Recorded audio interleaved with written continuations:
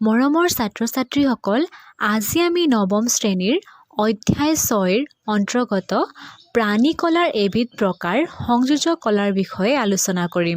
তেজ এবিধ বিশেষ ধৰণৰ তৰল সংযোজক কলা আৰু তেজত য়েল্লোইছ কালাৰৰ অৰ্ধজলীয়া আধাৰ দ্ৰব্য পোৱা যায়, যাক প্লাজমা বুলি কোৱা হয়।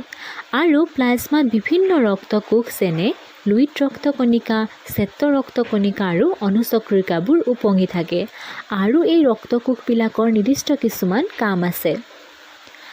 লুইড ৰক্তকণিকাৰ উপস্থিতিৰ বাবে আমাৰ তেজৰ ৰং ৰঙা হয়। তাৰোপৰি ইয়াত বিভিন্ন প্ৰকাৰৰ প্ৰটিন, লৱণ আৰু হৰম'ন পোৱা যায়। তেজ সংযোজক কলা হিচাপে ই অক্সিজেন, কাৰ্বন ডাই অক্সাইড, পাচিত খাদ্য, হৰম'ন আৰু ৰেচন দ্ৰব্য দেহৰ ভিতৰৰ এঠাইৰ পৰা আন ঠাইলৈ পৰিবহণ কৰে। অন্য এক প্ৰকাৰৰ সংযোজক কলা হৈছে অস্থি। অস্থি হৈছে কঠিন আধাৰ দ্ৰব্যৰে গঠিত আৰু অস্থি বা হাড়সমূহে জকা বা কংকাল গঠন কৰি প্ৰাণীদেহক এক বিশিষ্ট আকৃতি প্ৰদান কৰে। যদি আমাৰ দেহত অস্থি বা হাড় নাথাকিলে হয়, তেন্তে কল্পনা কৰাচোন কি হ'লহেঁতেন? আমাৰ দেহৰ কোনো এক নিৰ্দিষ্ট আকৃতি নহ'লহেঁতেন। এতিয়া অস্থিবিলাক হৈছে কঠিন, শক্তিশালী আৰু অস্থিতিস্থাপক। স্থিতিস্থাপকতা গুণ কাৰ থাকে? ৰবৰ এডালৰ থাকে। যদি ৰবৰ এডাল আমি টানি দিওঁ আৰু এৰি দিওঁ, তেন্তে ই পুনৰ নিজৰ অৱস্থালৈ ঘূৰি আহে। কিন্তু হাড়বিলাকৰ ক্ষেত্ৰত এনে নহয়, অৰ্থাৎ অস্থি বা হাড়বিলাক হৈছে অস্থিতিস্থাপক। এডাল অস্থি বা হাড়ক আন এডাল অস্থিৰ লগত সংযোগ কৰি ৰখা সংযোজক কলাবিধেই হৈছে লিগামেণ্ট। এতিয়া উদাহৰণ এটা চোৱা। আমাৰ কান্ধৰ হাড় হাতৰ হাড়ৰ সৈতে জোৰা লাগি আছে।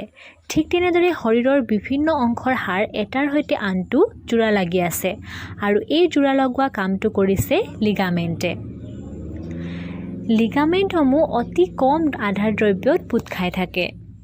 দেহৰ পেশীসমূহ অস্থিৰ লগত সংযুক্ত হৈ প্ৰাণীদেহৰ বিভিন্ন অংগ প্ৰত্যংগসমূহৰ সৃষ্টি কৰে। এই পেশীবোৰক অস্থিৰ লগত বান্ধি ৰখা আন এবিধ সংযোজক কলাবিধেই হ'ল টেণ্ডন। টেণ্ডনসমূহ অতি শক্তিশালী আৰু ই সামান্যভাৱে লেহুকা অঁহিয়া কলাৰে গঠিত।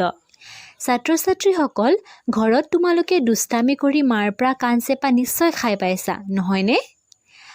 আমি আমাৰ নাকৰ আগ, কাণ ইচ্ছা অনুযায়ী ভাঁজ দিব পাৰোঁ, কাৰণ এইবোৰ অংগ আন এবিধ সংযোজক কলা উপাস্থিৰে গঠিত আৰু এই উপাস্থিসমূহ আধাৰ দ্ৰব্য, প্ৰটিন আৰু শৰ্কৰাৰে গঠিত।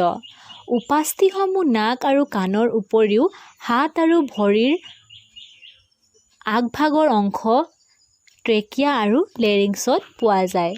আন এবিধ সংযোজক কলা হৈছে এৰিঅলাৰ কলা। এই কলাবোৰ ছাল, উপাস্থি, ৰক্তনলী, স্নায়ুৰ চাৰিওফালে আৰু অস্থিমজ্জাত পোৱা যায়।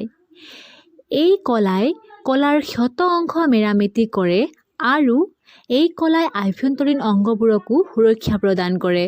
সকলো প্ৰাণীৰ দেহত কম বেছি পৰিমাণেই চৰ্বি থাকে। আমাৰ ছালৰ তলত আভ্যন্তৰীণ অংগৰ চাৰিওফালে মেদ জমা হৈ থকা কলাকেই মেদকলা বুলি কোৱা হয় আৰু এই কলাৰ কোষবোৰ চৰ্বিৰে ভৰি থাকে। ই তাপ অন্তৰক হিচাপে কাম কৰে আৰু আমাৰ শৰীৰৰ তাপ ক্ষয় ৰোধ কৰে।